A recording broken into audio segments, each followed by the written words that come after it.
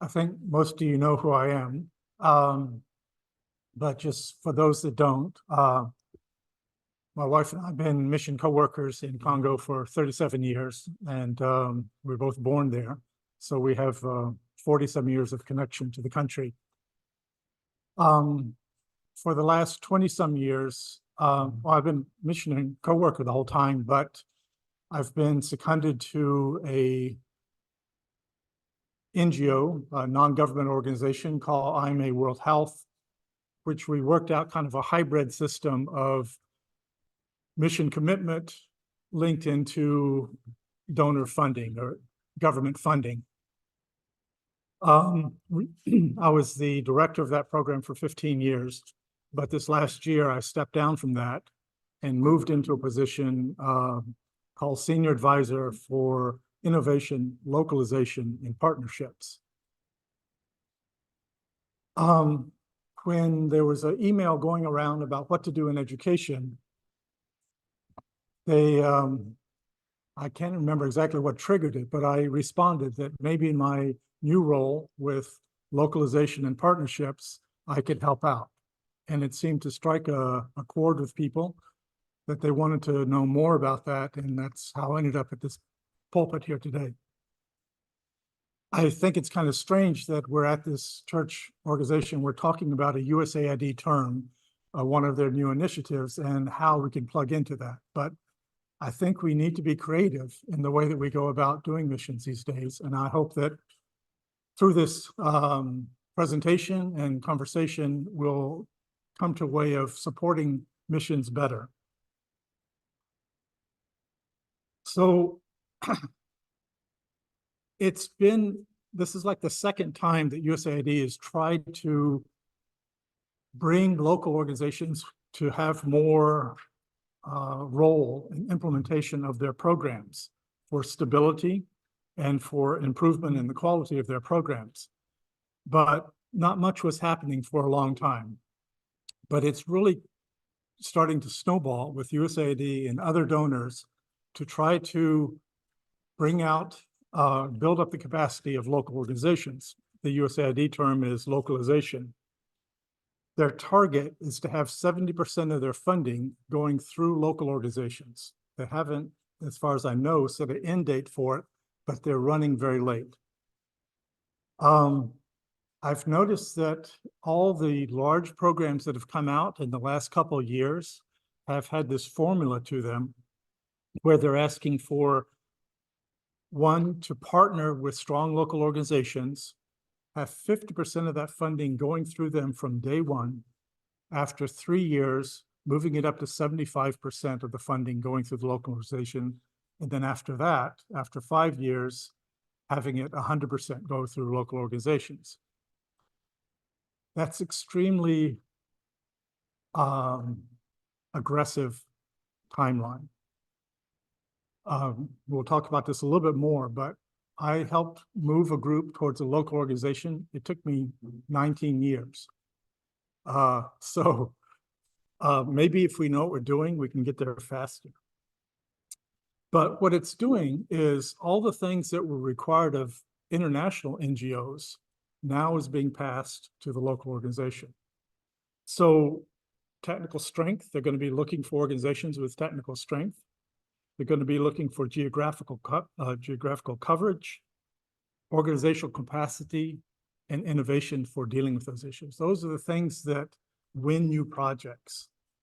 So we started this conversation. It's kind of been on a fast track just for the last couple of months, where we've been talking to the heads of the church in Congo and people involved in this network here about how we can maybe transform what we're doing in Congo to meet some of these criteria. This came out of a USAID document that I just got my hands on about 2 days ago, and it shows the progression of this goal that they set back in 2002 to localize. And you can see for the first 14 years, they didn't make any progress at all, but there is catching steam. What you're looking at here is the number of local NGOs that are getting funding from the US government in Congo. So I think it's a huge opportunity for the church, for the local church, to get funding to deal with what their ministries are trying to do. The CPC and the CPK have had a long history of education in Congo. And my mother went out in 1947 to do education in Congo. And she wasn't even, the first doing that. Also, there's this huge geographical footprint that Jeff showed this morning. In fact, 75% of the schools in Congo are being run by church organizations, either Catholic or Protestant. But you need to put that into context of what we're dealing with. Congo now is the fourth poorest country in the world. Sometimes I look back and I say, what were we thinking when we did missions? We started 800 schools. We started a dozen hospitals. And we didn't think of, well, what happens to them over the decades? What happens to them in the future? And it falls on the local church to support all this. And we're in the middle of donor fatigue. Say, oh, we've been supporting this for 100 years, but they're in more need now than they ever have been in the past. And so how are we going to fill that gap? We've been extremely successful at evangelization. 95% of the country is Christian. And you look at Japan or Korea, they've outsurpassed us. But in much of the world, we did not have this impact. But in Congo, we did. So we were successful there. But they have all these schools to run. They have education programs. The government is not stepping up. You can see here on the slide, only about 60% of the salaries are covered for education, about 35% for health. So there's this huge gap and no place to fill it. Recently, I did what was called a value for money study for the British government for the project that they have in Kasai region. And I think it pretty much applies to education as well. But this is what's going on in the health sector. 42% is being covered by the local population. That's the copay that they pay for healthcare. The project that I've been involved with the UK government covers 40%. Other projects cover about 13%, and the government's only 5%. The church giving, I think it's strategic, has a big impact, but it's not even measurable in this formula. And I think education is probably the same. So this really relates to what I've been doing for the last 25 years at least. I've told this story before to this group, but you've either forgotten it or you're new people here. So in the early 90s, the Katangans were forcing out the Kasaians from Katanga back to Kasai. Now, when I say back to Kasai, the Kasaians had been in Katanga for generations, or for maybe a generation, but for decades. They were down in the mines with Belgian, programs, and now they were being forced out. Most of them were going to Mbuji-Mayi. And right in the middle of Mbuji-Mayi, they put the camp. There's 3,000 displaced people. And no NGO program, no international donors were addressing that need. But the church had stepped up. The church was doing special offerings to get them food. They were letting schools out early so the kids could go get grass to make huts for the families. Just about everybody I knew in Mbuji-Mayi had somebody living with them in their home that they had taken in to take care of this. And they were working with local trucking companies, trying to get these families out to the villages and talking to the villages about receiving these people.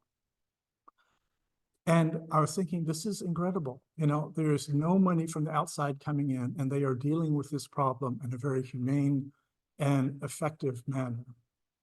And so when a call for proposals came out by USAID, I helped the church and some Mennonites that were living there in Bushmai to write a proposal based on what they had already been doing. And it was rejected. It went to one of the large international NGOs. They moved the camp outside of Mbuji-Mayi. It mushroomed to 24,000 people. They had no program for getting them back into the population. Food was all being flown in from the outside and being dumped there. It was catastrophic. And it could have been done so much better if the church had been involved.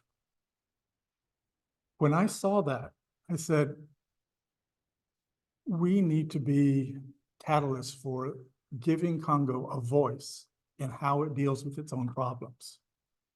And so I spent the next 25 years trying to do that in the health sector, trying to get it so that donors would go directly to the Congolese to implement their programs and to get the funding. It wasn't called localization at the time, but that's exactly what they're trying to repeat. So I worked with this group that had been part of the USAID project in the 80s and now had, they were the ones that were committed enough to stay behind and not go out to other countries to get a job when everything fell apart. And so I moved my office there and worked with them and created this organization called SANRU.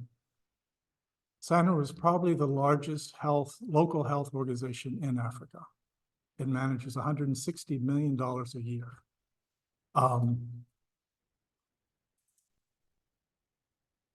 So I know it can be done. I've done it, but it needs to happen at a much faster scale. We don't have 19 years to make that happen again. But I think we need to look at it in the context, are you on the right slide? Yes, you are, of our mission work overall. A book that was very influential to me back when I first started missions, I don't know where I came across it, but Tommy Brown's book on Presbyterian World Mission. He talks about how it grew, where it is, where it needs to go. And he did one chapter, it's a very short chapter, on the different models of mission. And this is the one he starts with. It's from 150 years ago. But you would be amazed at how many people still think this is what we're doing. There's been 3 different models since that time to the model that we're using today.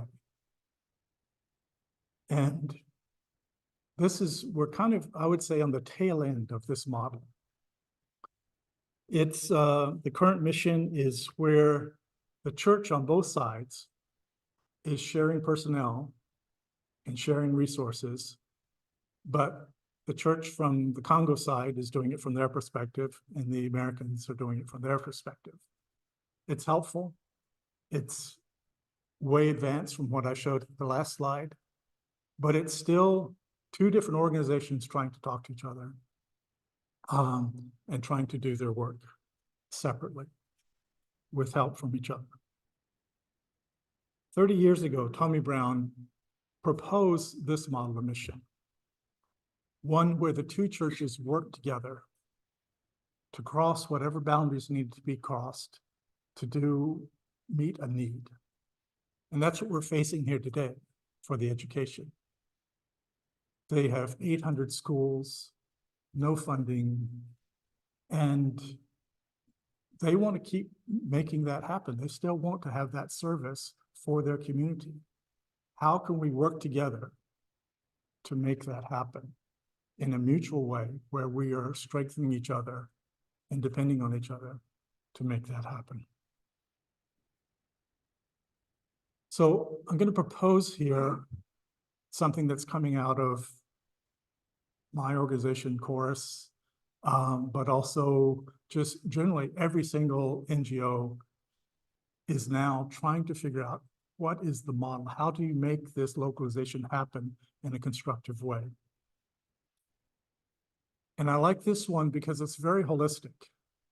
We often just work on one little segment of this, but this core capacity system where you have commit, organize, relate, and deliver, all being a part of what we're developing when we talk about developing capacity. So the commitment, in one way, we're already there. You find a lot of people talking about it and a lot of people desiring it. But true commitment is, are we putting, is there really a vision, a purpose, and ownership to this, that we're trying to do? Is it an organizational structure and leadership being put in place, or are we prioritizing other leadership and other positions over making this happen? I remember there was some quote in something I was reading, preparing for this, and they said, if you start throwing resources before you have, the commitment in place, you're just wasting your funds, because they're going to use those to pay salaries, to do other things. It's not really going to achieve what you're trying to achieve. So you need to get this in place first. Second one is organizational. This is where we often think about capacity development in this sense, where we're saying, okay, they need to have an accounting system. They need to have policies. They need to have this, that, and the other. And that's all true. But you have to start with that commitment, and then you build this organization around that commitment. And I just keep digging deeper and deeper into this as we go along in this presentation. The third one is to relate. I think we relate to the Presbyterian Church in Congo, and the Presbyterian Church relates to the congregations here fairly well. But we're doing that in a bubble. There's a lot more people, a lot more stakeholders at this table that we're not talking to. There are multiple programs going on in Congo for education. And the CPC and the CPK aren't directly being benefited by any of these. They're on the sidelines, sometimes they're getting some training, sometimes they're getting some, government money for their salaries or something for the individual doing that. But it's not going to the church. The church isn't sitting at the table talking to donors, talking to partners, talking to people that are implementing these programs. I think probably the biggest role that I played in the last 25 years was this relational one, where I helped facilitate the bridge between the church or the community and the donors and the other NGOs to all talk to each other and come up with a vision together. When I left my last position, somebody from the government came up to me. They did a big ceremony and invited all the donors and all the government people. It was quite nice to see how many people I had touched over the time. But one government person came up to me and says, you're the only person that actually listened to the community when you developed or implemented a program. And that made all the difference. And so what I'd like to see come out of this localization is that we help facilitate that. And we have, both US people, or we were talking about some advocacy stuff around the table, where we're talking to our contacts, they're talking to their contacts. We're getting together to be at the table to talk about what needs to happen in education and what needs to happen in mission in general. And we're talking about education here today, but this could be applied to health, to development, to many things. We could move in this direction. The last one is on delivery. And the NGO world is a ruthless world. You get evaluated every quarter. If you're not performing, you get put on a performance improvement plan. If that doesn't work, they just pull the funds from you, and they'll do that right in the middle of a project. And of course, if they do that, your future is toast. So it's all depends on your reputation and how you deliver. So if you get into this, you need to have the best people. You need to have people that can really make this happen. Um,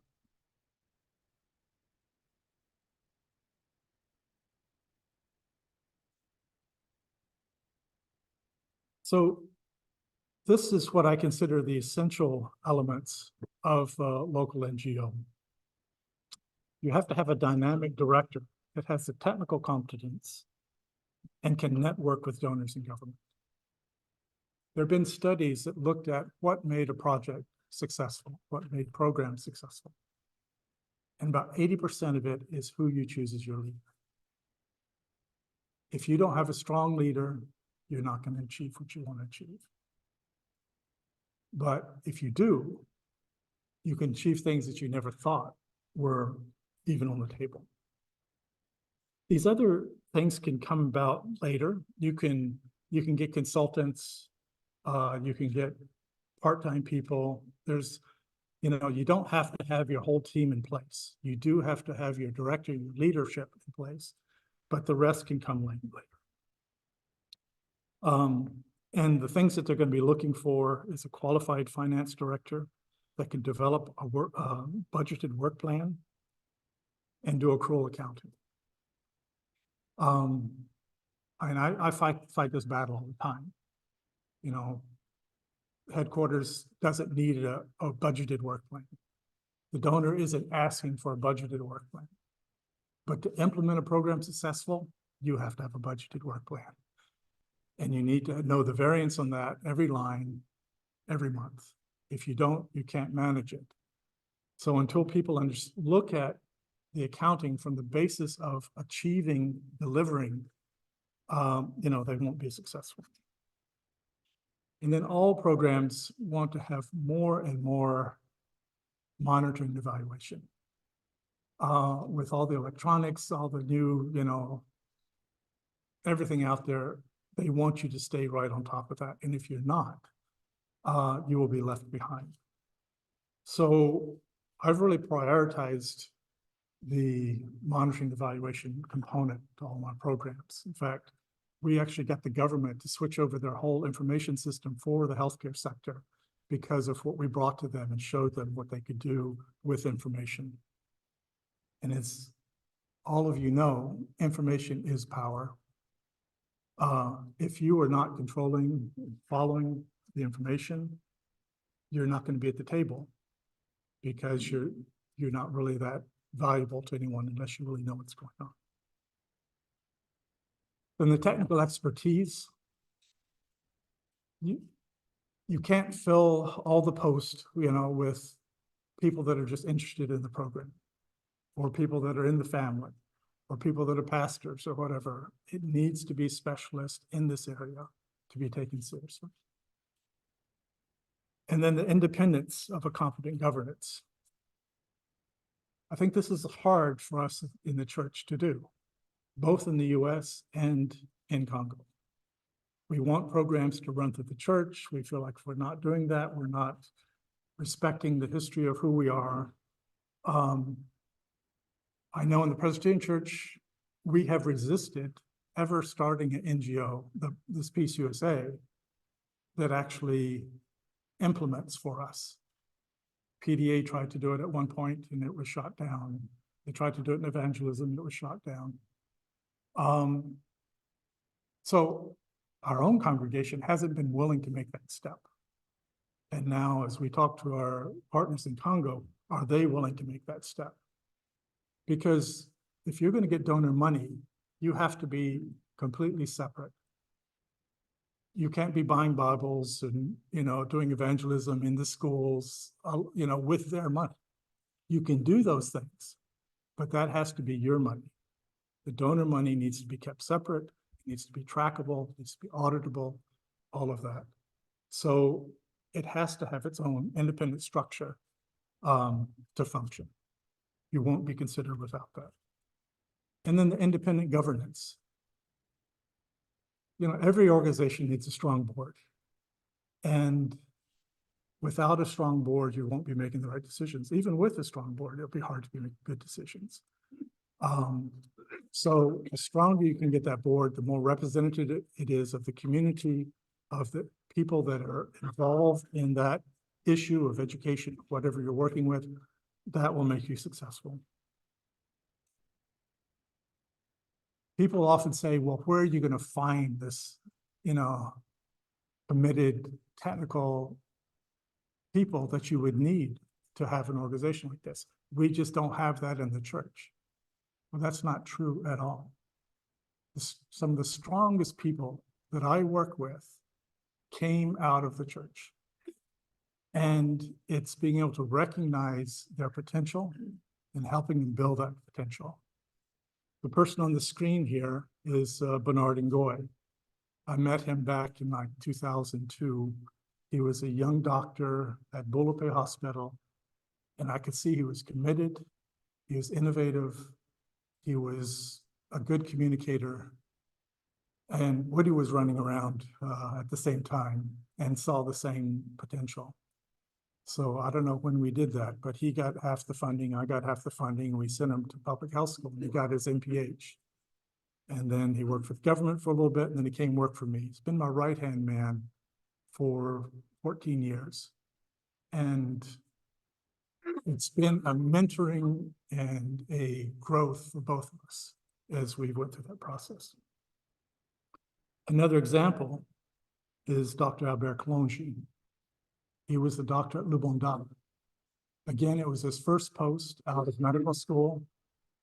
I went out to visit Lubonda, and he was operating on this young man with, I think it's called catadine, which doesn't really fully put you to sleep.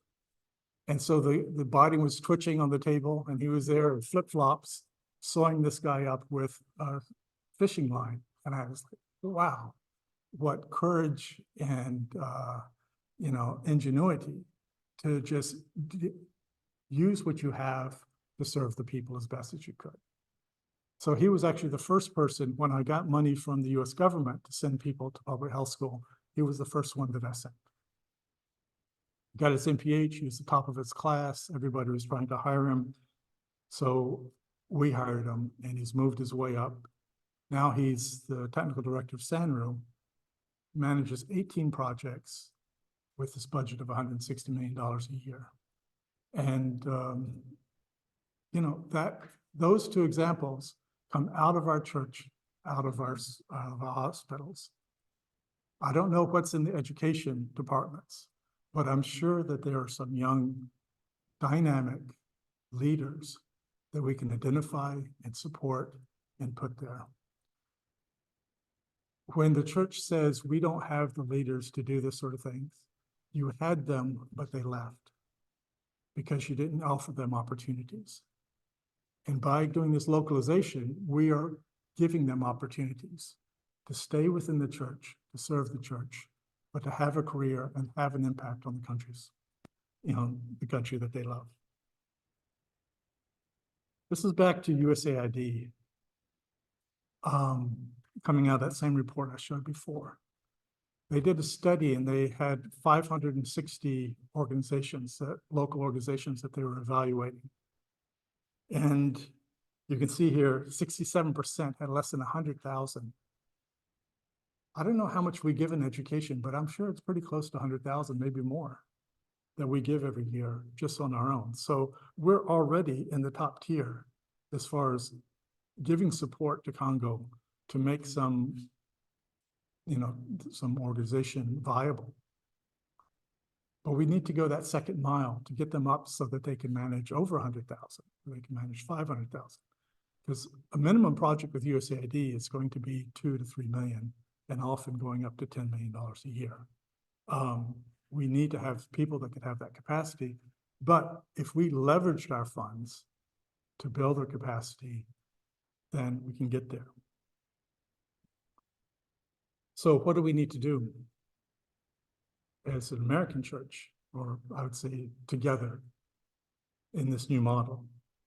What we're currently doing is we're funding things as we see the need. We're having people go over and visit and mentoring them, keeping people encouraged.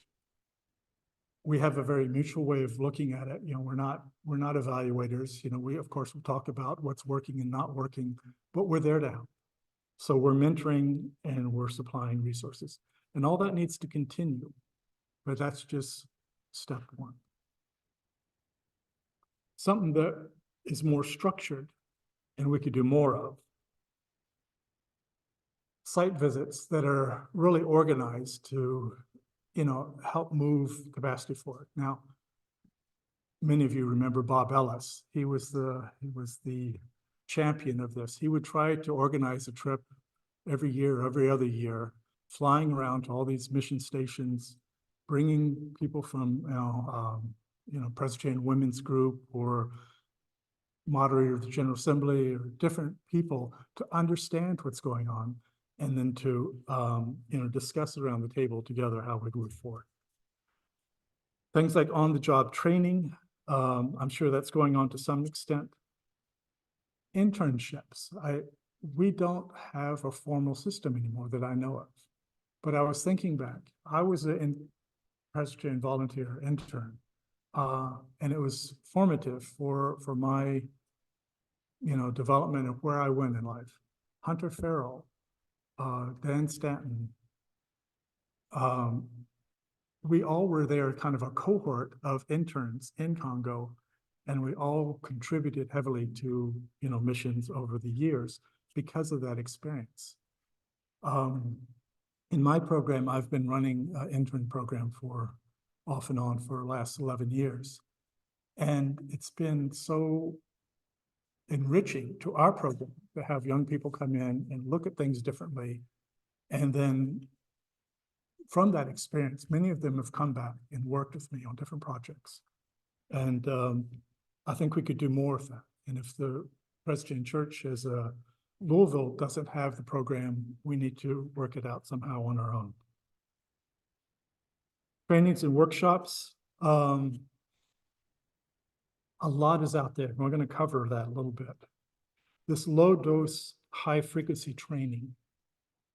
What that means is that instead of doing like a week of pulling people out of their jobs, moving them to someplace to get trained, and dumping everything on them 1 week and hope they remember it, you work out a more of a every week or every month or every 2 weeks, someone is coming around doing one hour's worth of training on some specific subject and just moving people incrementally towards where they need to be in some subject.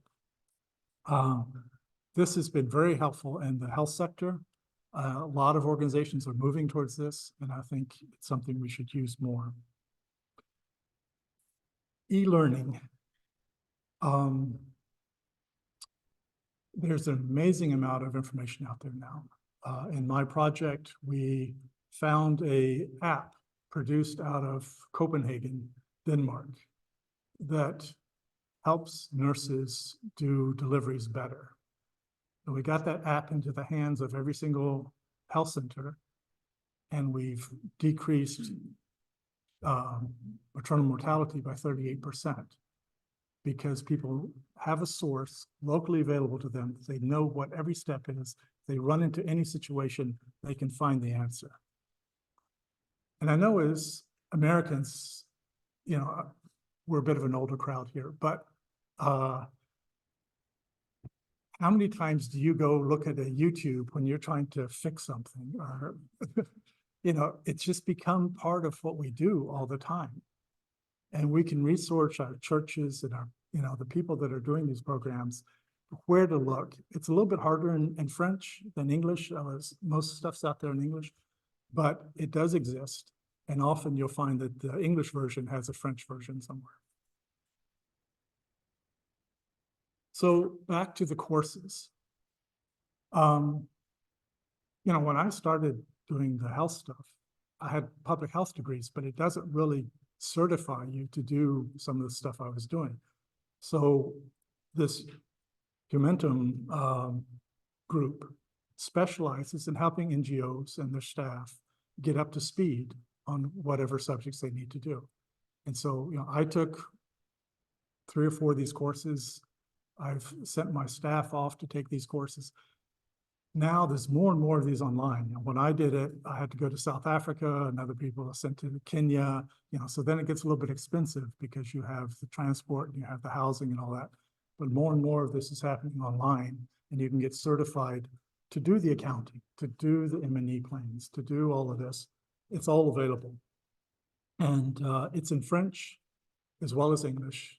And if you want to have the immersion experience, you know, you just send somebody to Cameroon or something to do the training as opposed to sending them to an English-speaking country. And if you're using this correctly, every time somebody goes off to get training, when they come back, they need to train everyone around them as to what they learned. And then you get a multiplier effect. The last group here is underutilized capacity strengthening. Consultants, helping them develop their manuals and tools and policies. You know, this is something that I do a lot. I have people on my staff that do this with organizations. Just about every NGO has people on their staff to do this. And we can identify those people in education and hire them as needed to move these local organizations to where they need to be. And then, as I was saying before, this networking, partner brokering, social network development, we really have to develop that. And it's hard for a Congolese to walk into a U.S. embassy and be taken seriously. There's cultural issues, there's language issues, there's so many organizations that we call them just briefcase organizations. There's nothing behind them but, you know, their paperwork that they have in their briefcase. We need to show the donors that we are more than a briefcase organization. We are a viable education program that's been going on for 100 years, one of the strongest in the country. But we won't be taken seriously unless we can help bridge that gap. Like I said, that was often one of my roles. When Bill Reinhold came through, unfortunately, he was too busy, but I tried to get him to meet with U.S. government and the U.K. government, because all of these donors have these programs going on. And sometimes having somebody come from the outside is a good excuse to go talk to them and learn what's going on. So, you know, I talked about having consultants and stuff on my staff. These titles I just pulled off my computer. These are things that I had hanging around in my localization, one of hundreds of different documents. Everybody is doing this, and you can choose which evaluation tool you want to use to help education, which, you know, documents you want to help people understand how to do fundraising, how to write proposals, all of that. It's all out there, and it's not that hard to access. In this networking, these are 4 different organizations and 4 different donors that all have programs in education going on in Congo right at this moment. And so we should be talking to them. The steps I see, and I don't think they're they are not necessarily sequential here. They can happen simultaneously or in a different order. But getting the stakeholder input for what Congo needs. I know that the education program basically started with that, with the conversation with Malumba and kind of listening to the needs and coming to a common sense, consensus on what was needed. But that needs to be done again. Finding that dynamic leader that can move this process forward is essential. Creating the legal entity. So it's a registration with the government, and that costs something. You have to hire lawyers. I've heard different things. Sometimes people say, oh, you can get that done for like $2,000. Last time I tried it, it cost $10,000. But it's not a huge amount of money. It's something that can be done. You have groups like PRODEC. They've already done this process for development. They're a registered local NGO.